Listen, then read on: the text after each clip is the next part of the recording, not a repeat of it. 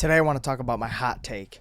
I want to talk about the concept of the notion that settling down young is a bad thing. Now, before I get any deeper into this, I want to make it known that I am aware that my perspective could be skewed a bit just because I was fortunate enough to find a very great partner to settle down with young. And I know a lot of people have not been so lucky. But this is strictly not whether you can settle down or, if you can't find the right partner or whatever. This is strictly just the understanding that if you have found the right partner, it is not a good idea to settle down young. You always hear the same old arguments that significant boyfriends or girlfriends, whatever it may be, are distractions, that you should have fun when you're young. You need to be single when you're figuring it out. I think, quite frankly, that all these are bullshit. The whole figuring it out argument, wait till you figured it out. When do humans ever figure it out? I know many adults in my life, almost everybody, nobody has it truly figured out. The having fun thing I get because that's kind of an honest approach that people have is I want to stay single because I want to have fun, which, you could have plenty of fun in a relationship. That's where the argument kind of loses its power. Now, if you just come straight up and say, I want to have multiple partners, I want to be able to go out, do whatever I want, and not have to check in with anybody, that's a pretty honest, good argument. You're being honest with it. Now, the girlfriends are a distraction argument I really want to get into. But before I get into that, let's just go over some criteria. Now, I also want to make this clear before we get any deeper into this about the criteria. The criteria you set for a partner that they have to meet, you also have to have that criteria. You need to be valuable. You need to be a person that somebody is willing to settle down with. You can't be a complete just piece of shit and be, my boyfriend or my future girlfriend, whatever, needs to fit this, and this, and yet you're portraying none of that. You're following none of that. So you also need to be somebody that is desirable and would make a pretty good argument for somebody to settle down with you. I think a good starting characteristic would be somebody that obviously matches your energy and shares some interests with you, because then they could become more of just a partner, but they could also be a friend. And I think friendship in a relationship is what causes just decades long relationships. I don't think if there's a friendship there, if you can't laugh with the person, if you can't joke with the person, if you can't go and just have fun out in the world with the person or just sitting in a bedroom with the person, then I do not think that it has longevity. Because at the end of the day, we all grow old. The sexual aspect fades when you get old. So what's going to hold the relationship together? And not even when you get old, just the sexual aspect of a relationship fades over time. So the foundation of the relationship needs to be built off friendship and just enjoying the person's presence. Because if the only time you enjoy the person is in the bedroom, you are screwed. Another thing is the person needs to respect that you don't have it figured out.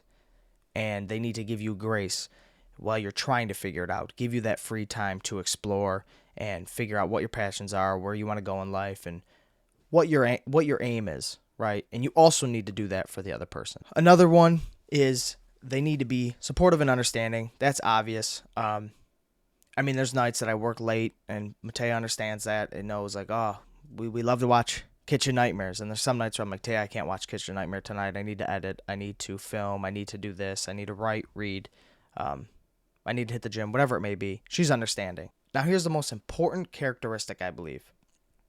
The person needs to be ambitious, and they need to have something going for themselves outside the relationship. Now, I'm not talking a big business, whatever it may be, but they have to have a life separate from you.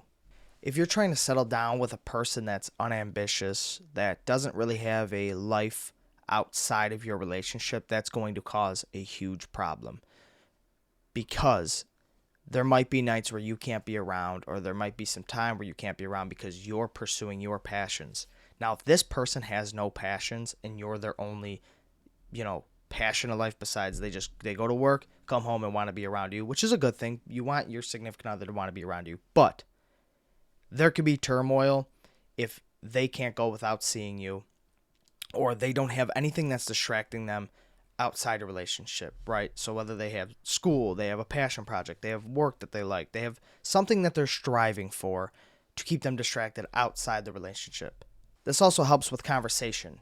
You want your significant other to come home and be able to talk about something that interests them throughout the day, or, keep the conversation fresh in a relationship. If the only thing you do is just kind of exist with each other, you run out of topics to talk about. And if this person's unambitious and they don't have passions, they're not going to understand why you want to spend so much time doing your passion. So please, please, please look for somebody that's ambitious and look for somebody that has their own aspirations in life outside of the relationship, and they have their own friends, their own, they have a world outside of the one with you. Because at the end of the day, they are choosing to join your world when they interact with you instead of just being kind of forced in your world. Now, the biggest thing I want to talk about is the argument of girlfriends are a distraction or boyfriends are a distraction. I think that's kind of bullshit. Now, if you are dating somebody crazy, obviously that could be unwanted distraction. And there's times that you have to be distracted. You have to put time and energy into the relationship to maintain a healthy relationship. But let me just lay it out here. What sounds more distracting?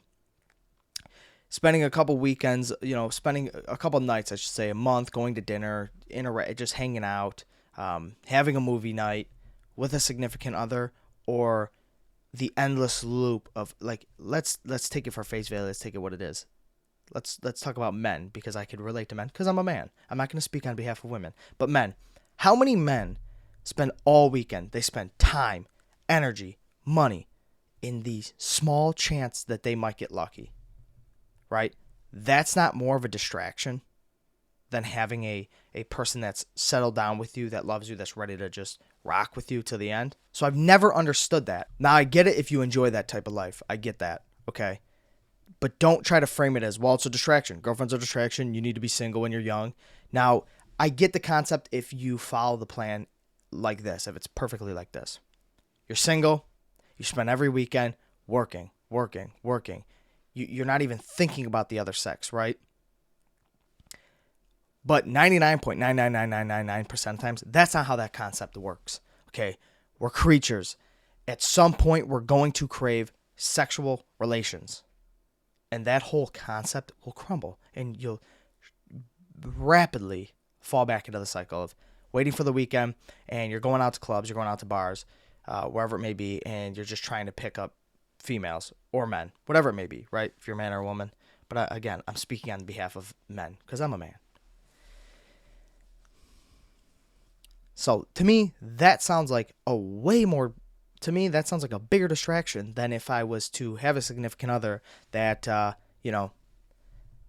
we have to go to a park once in a while or go to dinner, or, it's way easier to keep one person happy than trying to juggle a bunch of people and be in the pursuit of a relationship, because a lot of times it doesn't work out, right? So you just spent all this time, money, energy into something that didn't work out, and it's keeping you from your quote unquote work that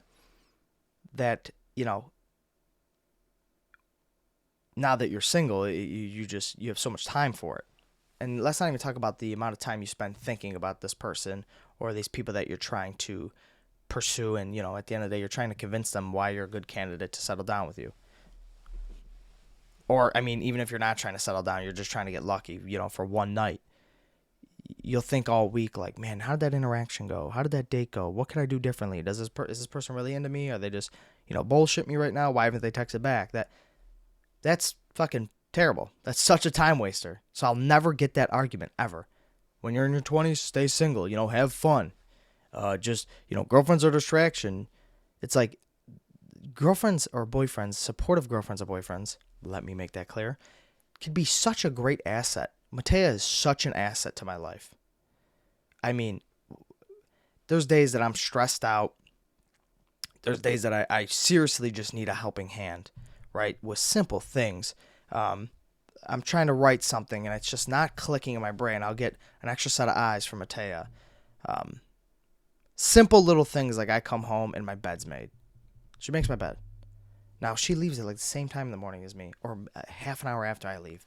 But it makes me feel so good inside and allows me to just get right into work when I know my bed's made and I walk in my room and I see, wow, my room's put together. And I don't ask her to do that. She does that because she's supportive. Or like when she comes home from work, she works later than I do. Or when she comes home from school, whatever. I usually have dinner made for her. Right? Now, you cannot convince me that a supportive partner is not an asset to your personal growth. Keyword, a supportive and healthy partner, okay? Supportive and healthy, those are the keywords, because, I mean, obviously a relationship can do more harm than it is doing good if you haven't found the right person. But I urge young men, young women, don't believe this concept in this ideology, this paradigm of you got to stay single. You know, partners are in your youth are such a distraction. You need to stay single when you're young. I don't believe that. Don't subscribe to that. I think spend a healthy amount of time trying to find the right one. And once you do not be afraid to settle down. Understand you are going to miss out on things, whatever those may be. We all know what those are, but those are very just surface level things. They're not profound things that if you miss out on them, you're never going to, it's like, oh, I'm going to die and I've never experienced this. I think what you experience from a healthy relationship, is going to be a lot more gratifying than, having a night out every weekend or whatever it may be. So, to end all of this, my advice, and this is from a 23-year-old fucking man who I don't know shit, but from my own experience, I think it is way more beneficial to find the right one, to spend the time, understand that the criteria you want them to fit, you also have to fit. So in the pursuit of finding the right one, you need to find yourself, and you need to create the best version of yourself. You need to be a very good candidate for somebody to settle down with. Be loving, be compassionate, be caring. Don't be afraid to wear your heart on your sleeve, and be the best person you could be for that person once you find them, because they will be the greatest asset to you. You guys know the drill. I will talk to you tomorrow. Peace.